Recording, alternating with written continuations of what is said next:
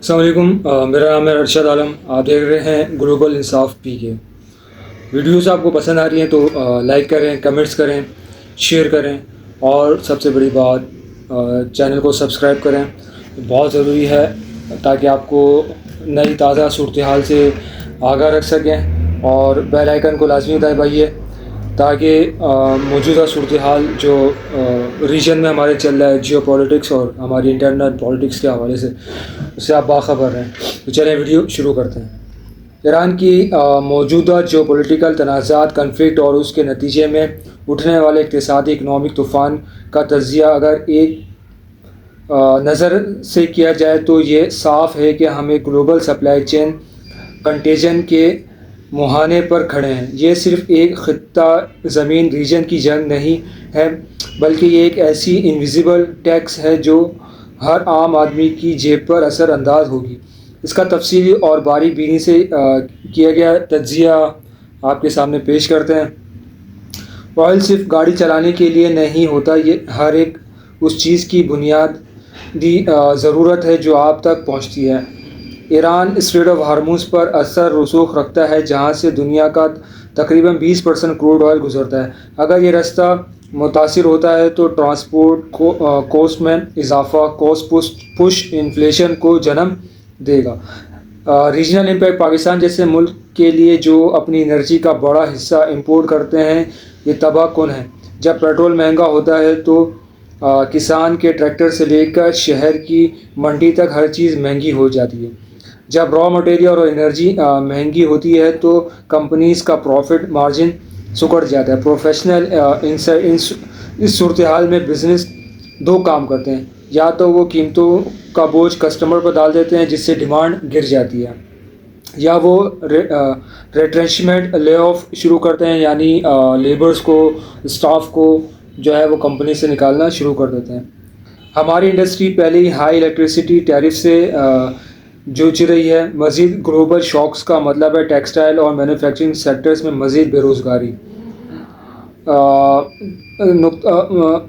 وزن رہتا ہے کہ حکومت کے ہاتھ بندھے ہوئے ہیں. یو ایس کا $39 ٹریلین ڈیٹ ایک تلوار ہے جو انہیں مزید نوٹ چھاپنے یا انٹرسٹ ریٹ گرانے سے روکتی ہے.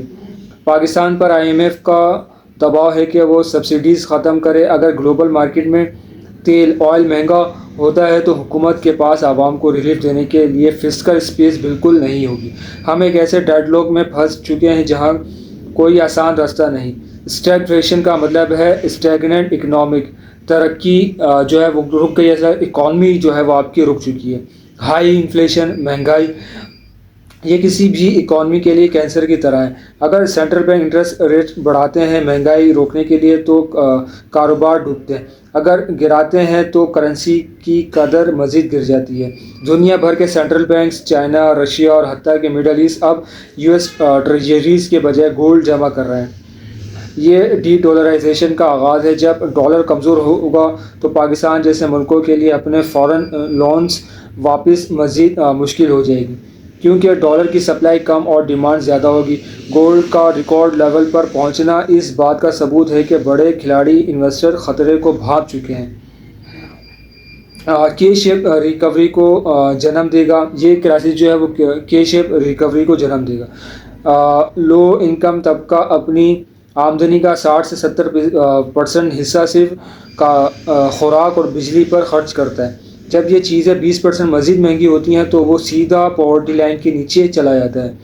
کارپوریٹ سیکٹر اکثر اپنے ایسٹس کو گولڈ یا ریئل اسٹیٹ میں پارک کر کے بچا لیتے ہیں، مگر دہاڑی دار مزدور پس جاتا ہے. ایران، اسرائیل یا ریجن کی یہ کشیدگی صرف دھماکوں تک محدود نہیں ہے، یہ فائنینشیل وارفیئر ہے. اگلے 6 سے 12 مہینے اکنامک وولیٹیلیٹی کی ہوں گے. پاکستان کے لیے سبق: ہمیں اپنی انرجی سیکورٹی کو امپورٹ بیس سے ہٹا کر لوکل ریسورس پر لانا ہوگا، ورنہ ہم ہمیشہ گلوبل شاکس کا نشانہ بنتے رہیں گے. یہ وقت سیونگز کا نہیں بلکہ سروائیول اور ایسٹس پروٹیکشن کا ہے. امید کرتا ہوں آج کی ویڈیو آپ کو پسند آئی ہوگی، تو لائک کیجیے گا، کمنٹس کیجیے گا، شیئر کیجیے گا اور چینل کو سبسکرائب کیجیے گا. ملتے ہیں انشاءاللہ کسی نئے ٹاپک پہ، نئی ویڈیو کے ساتھ. تب تک کے لیے اللہ حافظ.